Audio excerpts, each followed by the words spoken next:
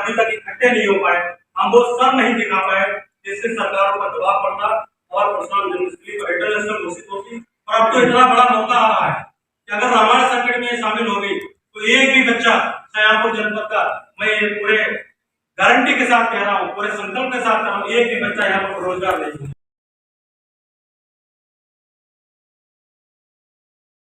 उन्होंने व्यवस्था कराई थी, उन्होंने जमीन दान दी।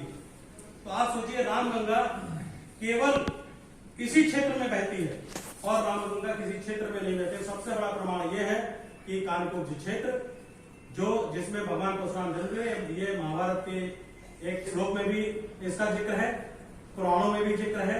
और चूंकि राजा गादी और उनके दामाद ऋषि और उनके पुत्र जमदग्नि और उनके पुत्र परशुराम वो इसी क्षेत्र के हैं, क्योंकि राजा गादी का राज इसी क्षेत्र में था। इसलिए ये जो भी जितने भी स्थान बताए जा रहे हैं वो उसका भी बहुत सम्मान करते हैं। लेकिन राजनीति क्या कहती है? राजनीति कहती है कि अगर कोई काम को लिंगाराम करना है तो बांटो और राज्य करो वाली राजनीति होती है। तो यहाँ पर कुछ राजनेता अब ये कहने लगे हैं, मेरी कई लोगों से बात हुई कि साहब 22 जगह है और वहां के लोग भी ये दावा करते हैं। तो मैंने कहा कि 22 लोग हैं वो जो दावा करते हैं, तो उस दावे के लिए हमारे पास शोध ग्रंथ है। आर्कियोलॉजिकल सर्वे ऑफ इंडिया ने भी ये बात कही है अपने रिसर्च में। तो उसके बाद उन लोगों के साथ बैठक करके आप समझा सकते हैं। और मुझे नहीं लगता कि अगर प्रामाणिक रूप से भगवान परशुराम की जन्मस्थली के बारे में उनको बताया जाएगा तो उनमें भी भगवान परशुराम जी की आस्था है, तो वो भी इसको स्वतः मान लेंगे। तो ये विषय यहीं पे समाप्त होता है कि 22 जगह पर और जगह जो बाहर आ रहे हैं वो विषय लोगों की आस्था है, लेकिन ऐतिहासिक दृष्टि से, पौराणिक दृष्टि से ये तथ्य सही नहीं है और ये बिल्कुल प्रमाणिक है, भगवान परशुराम जन्मस्थली यही है। तो इसलिए हमको एक पहल आंदोलन इस पर करना है और सरकार को, क्योंकि इस समय चुनाव आ रहा है, चुनाव के समय हम जितना इन पर दबाव डाल देंगे उतना ये काम आसान हो जाएगा। यदि हम चुनाव के समय को चूक गए तो ये समझ लीजिए फिर अगले 5 साल में फिर इंतजार करना, क्योंकि ऐसे कई 5 साल निकल गए।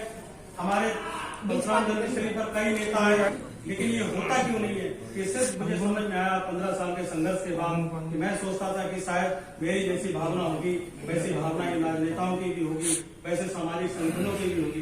लेकिन जब हम, बुरा मत मानिएगा, जब हम स्वयंभू हो जाते हैं, हम सोचते हैं कि ये तो इनका मुद्दा है, ये उनका मुद्दा है, लेकिन ये आप भूल जाते हैं ये हमारा सबका मुद्दा है। भगवान परशुराम सबके हैं। सब, मुझे जितने लोग यहाँ बैठे हैं और जितने परशुराम जन्मस्थली पर निवास करते हैं, जितने भी सनातनी है, मुझे लगता है भगवान परशुराम जी के लिए उनकी सबसे अगाध श्रद्धा है, इसमें कोई संदेह की बात नहीं।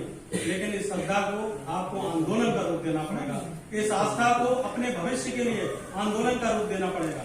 मेरी तो आधी जिंदगी गुजर गई और मैं घर परिवार से सक्षम भी हूँ, लेकिन बहुत से परिवार यहाँ पर अपने बच्चों के भविष्य के लिए, बच्चों के रोजगार के लिए चिंतित रहते हैं, बच्चों को अच्छी संगति मिले, अच्छी संस्कृति मिले, उसके लिए चिंतित रहते हैं। तो ये आंदोलन वो आप सब केंद्र बन जाएंगे और ऐसे भगवान परशुराम कल्याण करने वाले हैं आप लोगों के लिए। लेकिन वो कल्याण तभी करेंगे जब आप उनके कल्याण के लिए लायक होंगे। जय जय जय परशुराम, जय जय परशुराम, जय परशुराम। तो हमें केवल पर्यटन स्थल घोषित नहीं कराना, इसको हमें रामायण सर्किट में भी शामिल कराना है। अगर हमको आधा पूरा कहा जाए कि पर्यटन स्थल चलो हम घोषित कर दे रहे हैं, लेकिन जन्मस्थली घोषित नहीं कर रहे हैं, नहीं, हमें केवल पर्यटन स्थल नहीं, इसको जन्मस्थली भी घोषित कराना है और रामायण सर्किट में भी इसको शामिल कराना हर हालत में, क्योंकि ये हमारे आस्था के साथ, विकास से भी हमारा संबंधित है। आप लोग इस आंदोलन में जुड़े और हम लोग घर घर कुंडी खटखटा कर जा रहे हैं। आज भी हम लोग चलेंगे सब।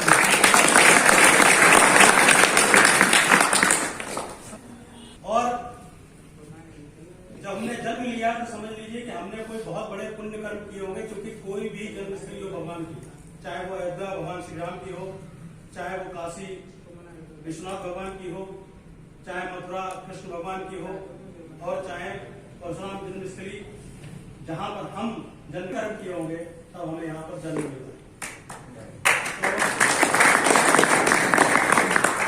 आज जो कुछ भी मैं मैं बोल रहा हूँ कि जो कुछ भी आप सुन रहे हैं उसको संकल्प मान के जाएंगे आप कि आप भगवान परशुराम जी के सामने एक संकल्प ले रहे हैं। ये लड़ाई जो हम लोग छेड़े हुए हैं वर्षों वर्ष हो गए और लगातार हम लोग ये प्रयास करते रहे कि किसी तरीके से भगवान परशुराम जन्मस्थली को एक सम्मान मिले। भगवान परशुराम सम्मान के मोहताज नहीं है, वो तो स्वयं में भगवान है, लेकिन हमारा कर्तव्य है कि हमारे भगवान हो, हमारे महापुरुष हो, उनके जो स्मृतियां हैं, उनके जो तीर्थ स्थल हैं, जो उनके जन्म स्थल हैं, उनका सम्मान हम करें और करवा पाए। तो ये जो आंदोलन है, ये आंदोलन निश्चित रूप में एक बहुत बड़ा बृहद आंदोलन है और केवल आस्था के लिए ही नहीं। ये बात सही है कि भगवान परशुराम जी हम लोगों के हृदय में विराजमान है। परशुराम जन्मस्थली ना भी घोषित हो तो भी हम हमारे लिए परशुराम जन्मस्थली ही है, लेकिन क्योंकि ये आस्था के साथ साथ हमारे भविष्य के लिए भी एक बहुत बड़ा योगदान दे सकती है ये परशुराम जन्मस्थली। आप सबको शायद ये पता होगा कि पूरे देश के 15 स्थान रामायण सर्किट में शामिल हुए। रामायण सर्किट के बारे में कितना लोग जानते हैं? हाथ उठाइए। रामायण सर्किट के बारे में कितने लोग जानते हैं? अभी शायद बहुत कम लोग जानते हैं रामायण सर्किट के बारे में।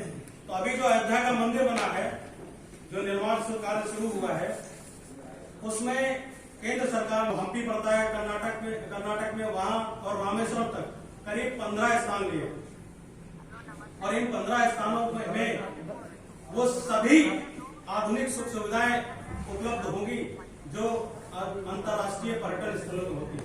यानी वहाँ एयरपोर्ट तक आ जाएगा। रेलवे लाइन तो बहुत छोटी बात है, एयरपोर्ट तक वहां पर अंतर्राष्ट्रीय कि अगर हमारी भगवान परशुराम जन्मस्थली रामायण सर्किट में शामिल हो जाए तो इस परशुरामपुरी में ही नहीं पूरे जनपद में इतना विकास आएगा जिसकी आप कल्पना नहीं कर सकते। हम वो सर नहीं दिखा पाए जिससे सरकारों पर दबाव पड़ता और परशुराम जन्मस्थली पर्यटन स्थल घोषित होती। और अब तो इतना बड़ा मौका आ रहा है कि अगर रामायण सर्किट में शामिल हो गई तो एक भी बच्चा शाहजहांपुर जनपद का, मैं ये पूरे गारंटी के साथ कह रहा हूँ, पूरे संकल्प के साथ कह रहा हूँ, एक भी बच्चा यहाँ पर रोजगार नहीं होंगे। यहाँ पर जमीनों के दाम आप कल्पना नहीं कर सकते। अयोध्या में जो लाखों की जमीनें थी आज करोड़ों की हो गई और परशुराम जन्मस्थली कितनी समृद्धशाली हो जाएगी ये आप कल्पना नहीं कर सकते। मैंने बहुत पहले कहा था भगवान परशुराम जब प्रेरणा देंगे और जब वो चाहेंगे तो ये काम होने में शायद माननीय प्रधानमंत्री जी को मैंने पत्र लिखा, राष्ट्रपति जी को पत्र लिखा, मुख्यमंत्री जी को पत्र लिखा, लगातार मैं एक पत्र लिख रहा हूँ और उसके जवाब भी आ रहे हैं।